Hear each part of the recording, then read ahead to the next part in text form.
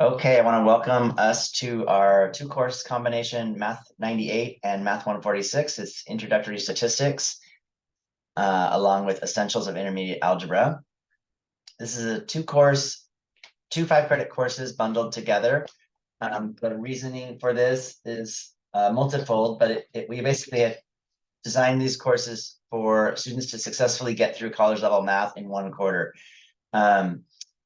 This used to be sort of a maybe at least 10 credits before you would take statistics. So it would be a 15 credit thing, or sometimes even 15 credits before statistics. So the pathway is a lot shorter. Let me kind of explain the reasoning behind it. The statistics itself does not need a lot of algebra. It's really a separate branch of mathematics. And it's in some sense, you're looking at data. We're using technology, mainly Excel, to do the work. It's not like a typical math course where you're solving for X or you're solving some equation. So in many ways, it's more like a social science course rather than a math course. So it doesn't need a lot of algebra in terms of being successful in the course. However, the intermediate algebra course is required by the University of Washington in order for the statistics course to transfer. So you either need to have the intermediate algebra course before or with it, or in high school, if you've completed Algebra 2 successfully, that would also count for the UW's requirements. So that's one of the reasons that we are bundling these together. Another is that it is a prerequisite for the statistics course, but again, we don't need a ton of the algebra to be successful in statistics. We do need the Math 98. It is also a prerequisite for a lot of our introductory science or business courses, including biology, chemistry, computer science, physics, economics. And so we've gone to those areas and taken what they needed from the original intermediate algebra course and brought them into this course while taking out some of the other stuff that wasn't needed for either of those reasons. This Math 98 is also a prerequisite for higher level math classes. So if your intention is to go on to a STEM field, you would go from this course into a Math 102, 141 course bundle. If you're going into business, you would go on from this course to Math 116. And in both those cases, we really need a good understanding of the algebra because we need that content to be successful in those next two math classes, either the STEM pathway or the business pathway. But Math 098 itself is a non-transferable course, which means that the grade will count in your South GPA, grade point average, but it is a non-transferable GPA. So when you go to transfer, it doesn't count in your GPA. But you do need a minimum of a 2.0 or 75% to satisfy any of these prerequisite requirements. So into the science courses, for the stats to transfer, etc. So for many of us, it's like we need to do this algebra a bit for the reasons that are listed here, whether it's a science or a need to transfer. But we maybe don't need the algebra understanding as well as we might if we were going into the STEM or the business fields. The introductory statistics is a 100-level course, so therefore it's transferable. Again, the UW requires the Math 98 or a high school algebra equivalent in order for this class to transfer.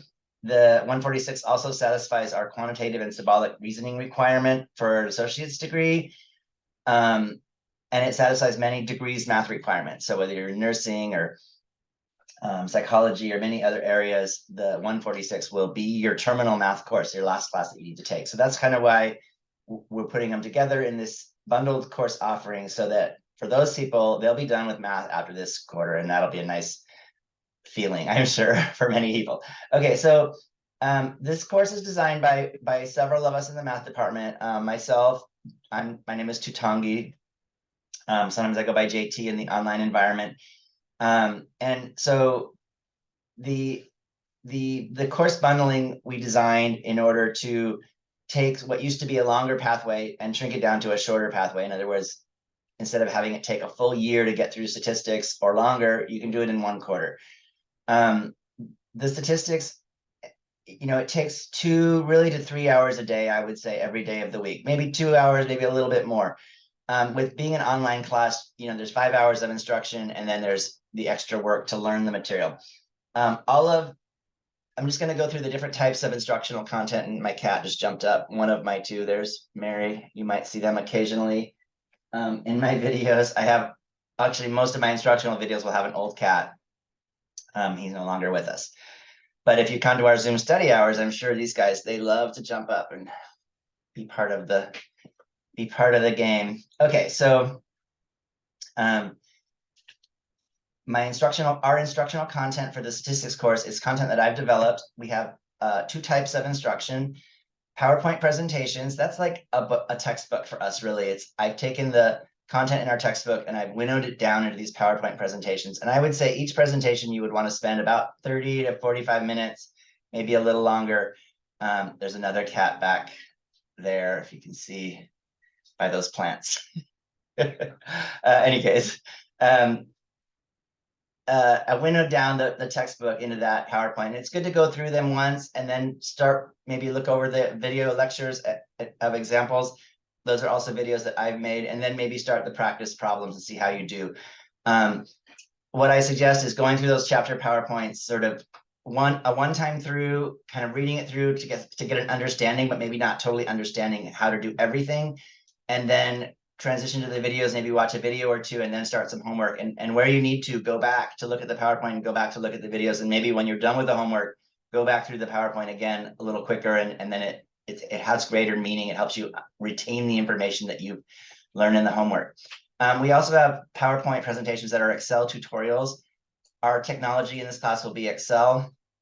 And many people, that will be the thing that you use the most when you leave this class, is the Excel. So most jobs use Excel. So depending on how familiar you are with it, there can be a learning curve there. But I've designed tutorials to help you learn what we want to learn. So the idea with those tutorials is that you'll have the PowerPoint tutorial open along with Excel, and you'll just follow right along with it. The tutorial walks you through what we want to learn.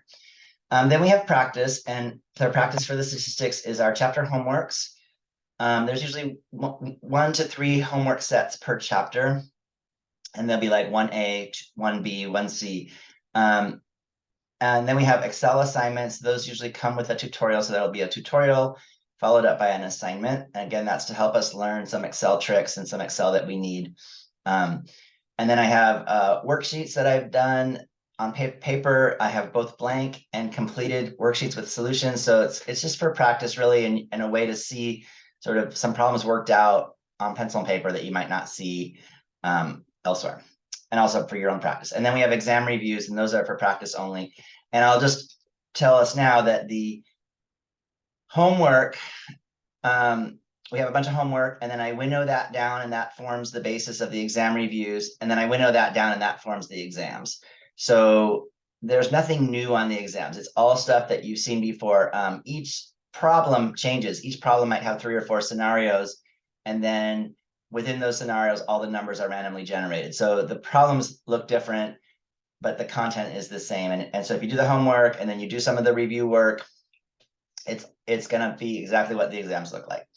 And then we have 3 projects. They're interconnected. The first project deals with chapter 1 and learning some Excel stuff, and that's just getting our data sets online, getting online data sets. The second project deals with representing that data using descriptive statistics. So that's chapter 2, using Excel and PowerPoint.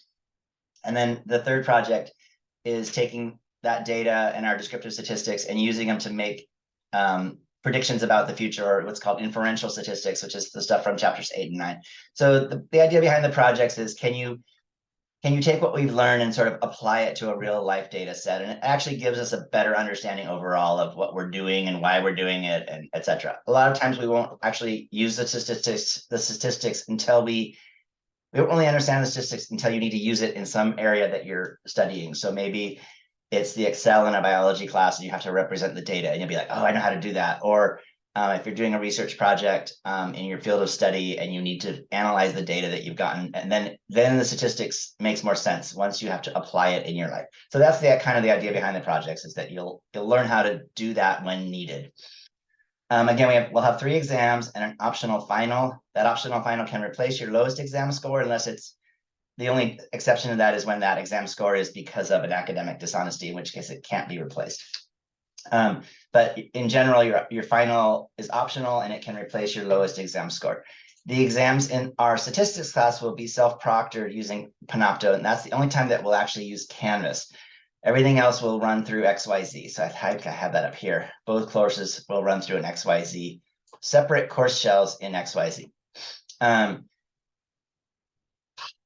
But we'll self-proctor those the exams through Canvas, through using a software called Panopto.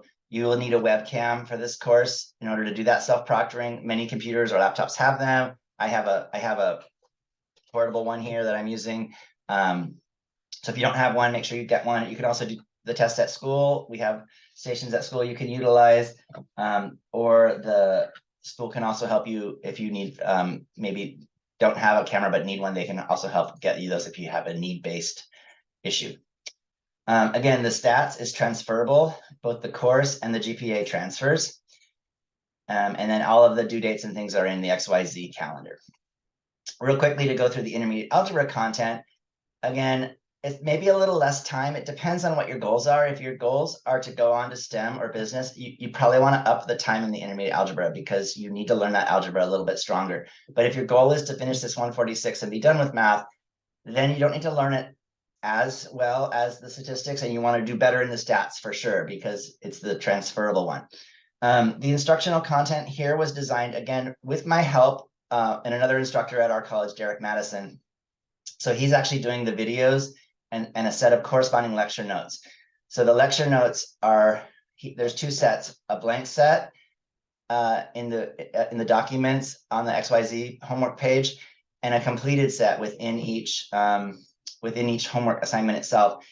And the video lectures go along with those lecture notes. So he is doing those problems on those lecture notes in the video lecture. So one way to follow along is to actually just print those lecture notes out, the blank ones, and then do it with him as he does the problems. Another way to do it is just to follow along the video, write it down, or literally have the completed ones and look over them while he's going through the solutions.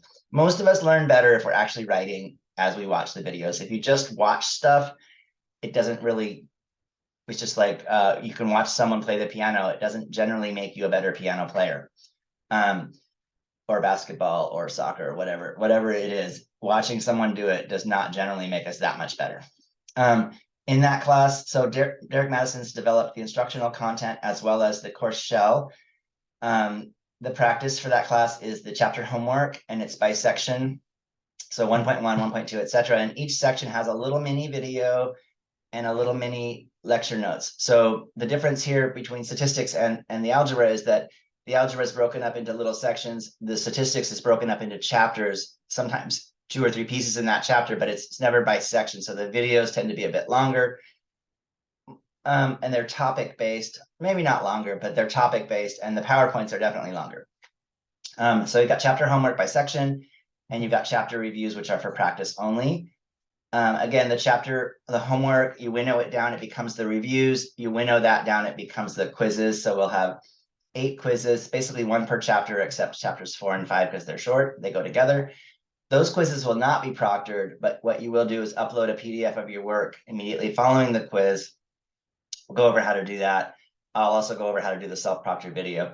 Those are important components because they help you get partial credit, like in both cases, the video and then this uploading of the PDF for this algebra course, they help you earn more credit. Again, this course is non-transferable, both the course and the GPA. You do need a minimum of a 2.0, but if you're going on to a STEM field or you're going on to the business math, we want to boost that up as high as we can. In general, it'd be great to get 4.0 on both, but if you're deciding a time ratio, just keeping in mind that the statistics is the one that transfers, and this one, we don't have exams, we have quizzes, so it's a little less on the sort of learn the material solid necessarily. I don't know if I'm saying that right. But we can talk if you have any questions about what you need going forward from either of these classes and how to split your time. But what I want to make clear is the time expectation. We are taking 10 credits of math.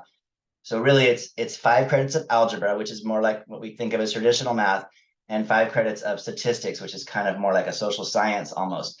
So when you divide your time, I want you to think about, okay, I need to get some of this algebra content at maybe 1 or 2 hours a day. And that content comes through the video lecture, the corresponding notes, and the practice. So that's all combined. And then same thing in the stats, except I want to spend a little more time probably in the content itself, the PowerPoint and the videos before I start doing the homework, because I need to retain that material better for the exam. So, you know, just trying to give you an idea of what is your best strategy for success in both these classes. And again, I'm happy to talk to you about that. I'm hoping people will stop by study hours either in person or over Zoom to introduce, and it gives us a chance to sort of make sure everyone's on the same track and going to be successful in these two courses. Okay, I think that's it for me. I hope you enjoy as we get started. One thing I would suggest is to start strong. In statistics, that means get through the first couple of chapters very quickly, even before the due dates. So chapter 1 is due this week, chapter 2 is due next week. If you can get through those first 2 chapters, content, meaning you go through the PowerPoints, do the video lectures, and you jump in on that chapter homework, you can get a little ahead in the statistics. It kind of opens everything up and it makes the rest of everything a little bit easier to get through. But I do recognize in the beginning, there's a lot of intro material that takes time. So including like this video. Anyways, I sign off and look forward to meeting each of you soon.